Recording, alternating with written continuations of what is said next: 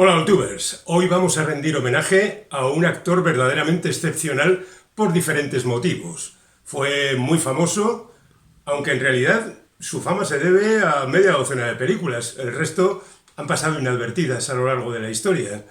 En sus muchas capacidades como imitador, su capacidad para hacer las voces más insólitas, adoptar los acentos más desconocidos y hacer el ganso con cierta elegancia, de manera que caía en el ridículo con gran soltura, y eso hacía reír mucho a los espectadores. Hablamos evidentemente de Peter Sellers, del que se cumple en este 2025 el centenario de su nacimiento, y nos parece razonable dedicarle unos minutos a este singular cómico que nació, ya digo, hace 100 años en Inglaterra y que murió de manera sorprendente solo con 54 años en 1980. En cualquier caso, sus películas quedan ahí y nosotros las hemos disfrutado. Su historia también es bastante accidentada y la contaremos un poco, aunque sea superficialmente. Nació, como decimos, en Inglaterra en el 25 y le pilló la Segunda Guerra Mundial pues cuando tenía 14 años, lo cual alteró sus estudios.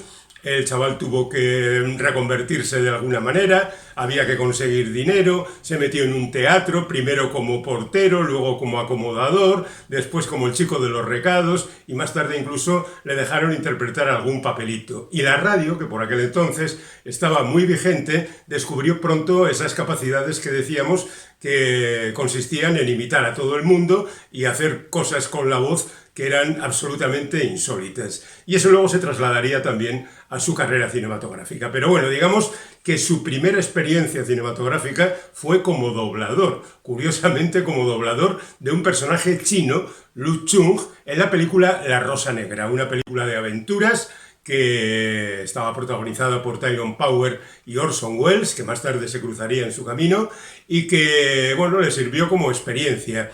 Pero eso ocurrió apenas terminada la Segunda Guerra Mundial y hasta el año 51 no empezó a actuar en diferentes películas. Por aquel entonces ya había formado un grupo de teatro, había hecho parodias de todo tipo, se había presentado aquí y allá. Pero bueno, digamos que en cualquier caso tenemos que esperar hasta los años 50 para que nos encontremos con un Peter Sellers todavía bastante novato, pero capaz de darlo absolutamente todo. Por ejemplo, también es el que puso voz al loro de la película La burla del diablo, aquella broma de John Huston y Humphrey Bogart, que la verdad pasará a la historia como algo extravagante, pero que no va más allá. Digamos que la primera película que hace que Peter Sellers sea conocido y de alguna manera destaque es El Quinteto de la Muerte del año 1955.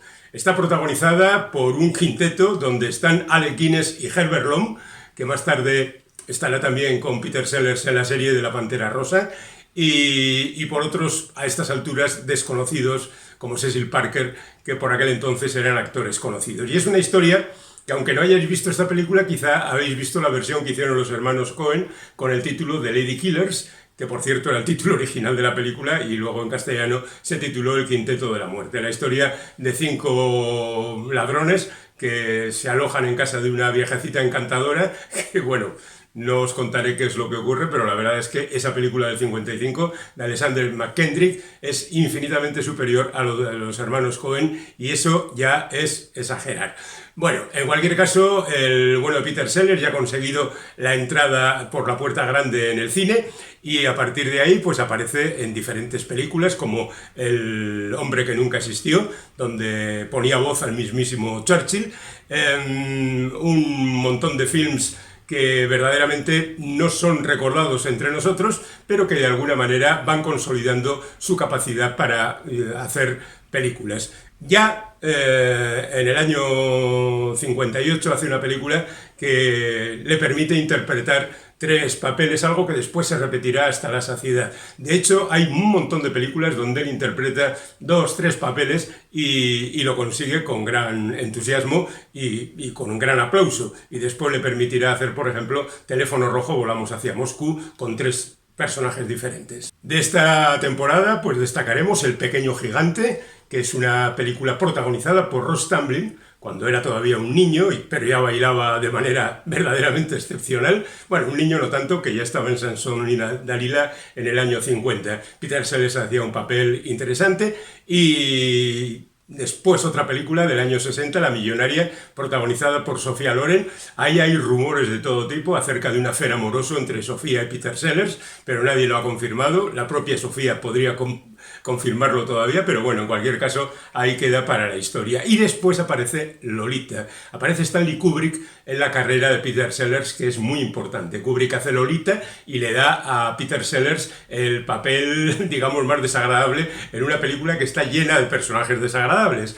El pederasta que, bueno, Peter Sellers sorprende a Kubrick con su interpretación de este personaje, que lo hace todavía más siniestro que el que aparecía en el guión original, pero además al mismo tiempo trata de redimirlo un poco gracias a esos detalles humorísticos que aporta, ¿no? Y la verdad es que Kubrick y él se llevaron muy bien aquí y en la continuación de sus historias. Pero bueno, Lolita es un gran éxito en el mundo y a partir de ese momento, pues Peter Sellers está ya encarrilado y nos vamos ya con sus películas más significativas y algunas que no lo son tanto, pero que tienen importancia. Tenemos, por supuesto, a La Pantera Rosa, que es una película que dirige Blake Edwards y que se convierte en un éxito. A mí me parece una comedia bastante floja, como casi todo lo de Blake Edwards, pero lo cierto es que en su momento tuvo mucho éxito.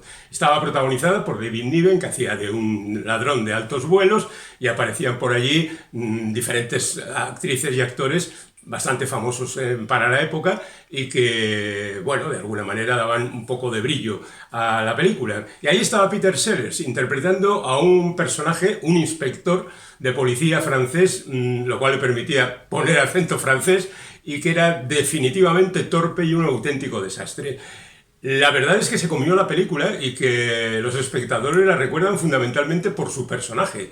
Y eso dio pie después a una larga cadena de éxitos con La Pantera Rosa como título, palabras incrustadas en el título. Después la serie de televisión y El Inspector Clouseau tuvo su propia continuación. Bueno, lo cierto es que Peter Sellers se apuntó la medalla de que él había hecho el gran éxito de esta película y siguió adelante para enfrentarse directamente con Teléfono Rojo, volamos hacia Moscú. Kubrick le llamó para que hiciera 5 personajes. El primero de ellos lo desecharon rápidamente, pero quería que hiciera 4. Eran los 3 que al final hizo y el personaje del piloto del avión que lleva la bomba hacia Moscú. Y lo que pasa es que tenía dificultades Peter Sellers para adoptar el acento tejano, mira tú, el que había imitado absolutamente a todo el mundo, y al final lo desechó. Pero se buscó una disculpa porque dijo que se había torcido un tobillo y que no entraba bien en la cabina del avión. Y con eso eliminó. Contrataron a Slim Pickers, que interpretó ese papel, y el bueno de Peter Sellers se quedó con el mayor Mandrake, que era un oficial inglés en la base de misiles donde el loco de turno Jack the Ripper lanza el ataque contra la Unión Soviética, el presidente de los Estados Unidos y el doctor Strangelove, que era el que daba título a la película y que era un nazi reconvertido que hacía, pues, bueno, locuras como corresponde a su personaje. El éxito fue tal que Peter Sellers siguió adelante aplaudido por absolutamente todas las películas que interpretaba. Pero el bueno de Peter Sellers sigue eligiendo los papeles por las posibilidades que le dan como intérprete, no tanto por el valor de los guiones o el interés que pueda tener la película. Así, por ejemplo, hace El irresistible Henry Orient, que es una película olvidable, y a continuación le ofrecen hacer una obra de teatro llevada al cine, por supuesto, que el bueno de Peter Sellers enseguida intuye que puede convertirse en una nueva aventura del Inspector Clouseau.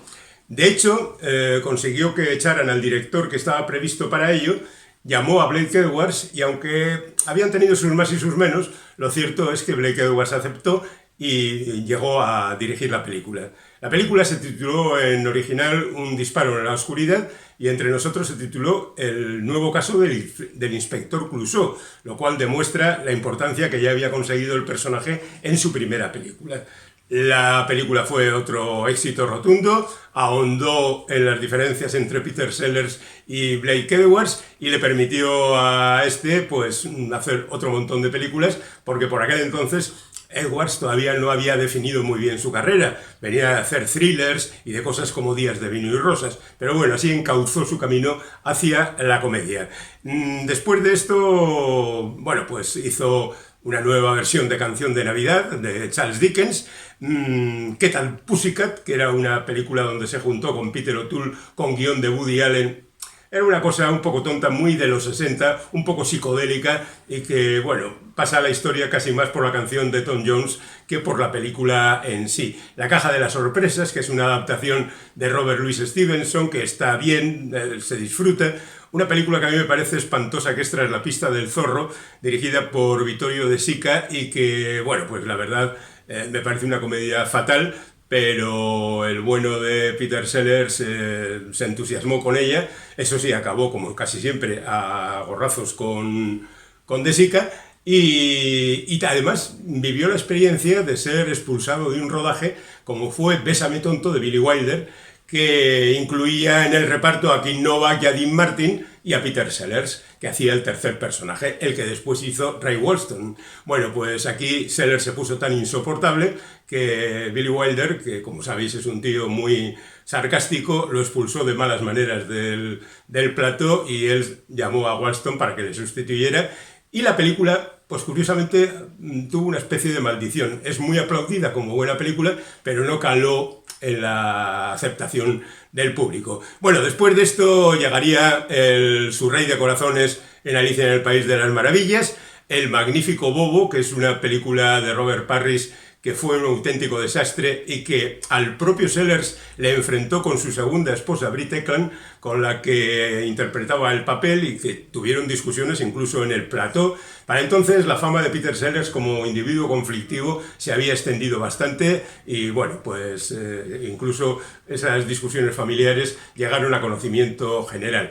Otra participación en una película comunitaria, como era aquella sátira de James Bond titulada Casino Royale, la del 67, la de John Huston y otra serie de directores que incluía a David Niven y a un montón de gente muy famosa y cameos de actores súper famosos, y que tiene otra de esas anécdotas horribles de Peter Sellers, que después de rodar una conversación con Orson Welles en el casino, dijo que él no iba a hacer el contraplano porque no quería estar allí delante de Orson Welles. De hecho, no volvieron a hablarse, desapareció, Orson Welles hizo su papel tranquilamente, sin inmutarse, y Peter Sellers protagonizó otra de esas espantadas que tanto le caracterizaron. Luego hizo 7 veces Mujer, y Blake Edwards le llama para hacer otra película verdaderamente histórica, como es El Guateque. El Guateque recordada por su historia descabellada y por los muchos golpes de efecto. Peter Sellers hace el papel de un personaje hindú, una especie de Gunga Din, que estropea todos los rodajes, pero que por error es invitado a una fiesta de uno de los productores. Y ahí acaba con la fiesta y con todos los asistentes y con un elefante rosa en la piscina y con un camarero genial que se va emborrachando a lo largo de la película porque va bebiendo los culitos de cada vaso que sobra y acaba el tío. Bueno, la película es verdaderamente descacharrante, o por lo menos yo la recuerdo con cariño.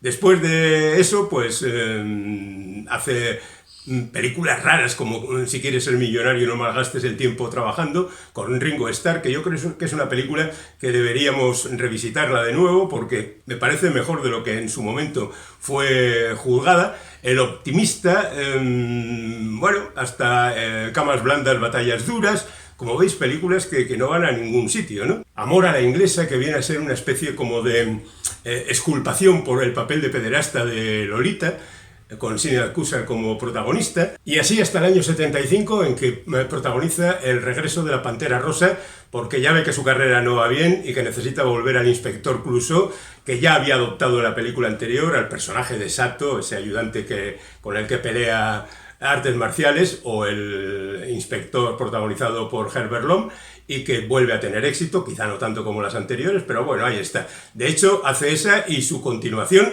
La Pantera Rosa ataca de nuevo con bastante éxito y con buen aplauso, así que bueno, pues estamos en un buen momento. Un cadáver a los postres, le presentan un papel muy singular, es una reunión de detectives típicos, el inglés, el americano que hace Peter Falk y el inglés es David Niven, por supuesto, y Peter Sellers hace de chino, una especie de detective chino que habían estado muy de moda en los años 30 y 40 en Estados Unidos.